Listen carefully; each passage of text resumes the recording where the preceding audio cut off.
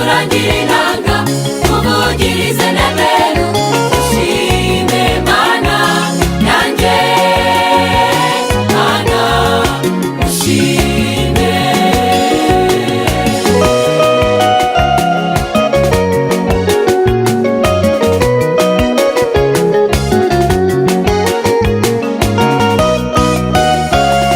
nanjye menya Dawidi watambiye Uwiteka umwitero we uragwa,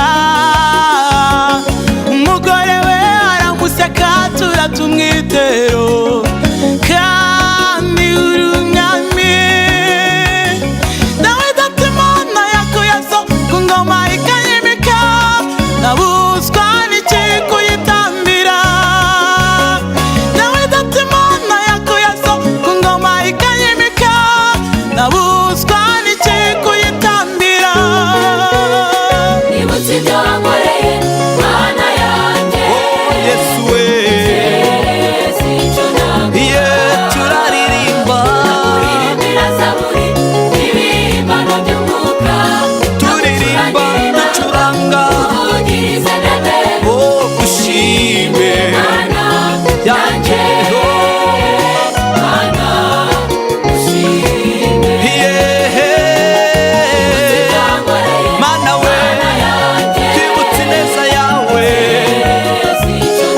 oh turaririmba ye ducuranga twishimye mu mitima yuzuye umunezero tuti dushime yanjye Mana oh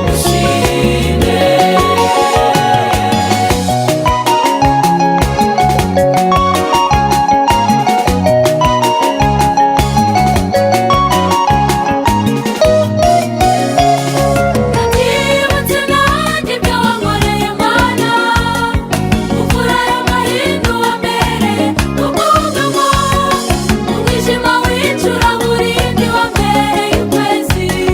Mu bunyereri nabuze icyo nafata n'icyo nareka, ufata ukuboko uti ngwino mwana wanjye. Nibutse nanjye ibyo wankoreye Mana, uvura amahindu wambereye ubwugamo, umwijima w'icuraburindi wambereye ukwezi. Mu bunyereri nabuze icyo nafata n'icyo nareka, ufata ukuboko uti ngwino mwana wanjye. Nibutse ibyo Mami wankoreye we Mana yanjye,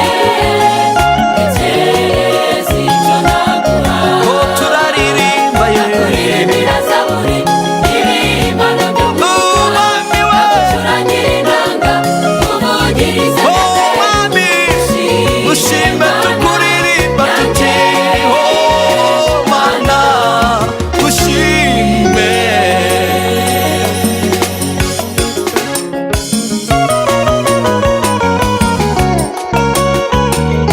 Hariho impamvu nyinshi zituma dushima Imana, impamvu nyinshi zituma dushima Imana.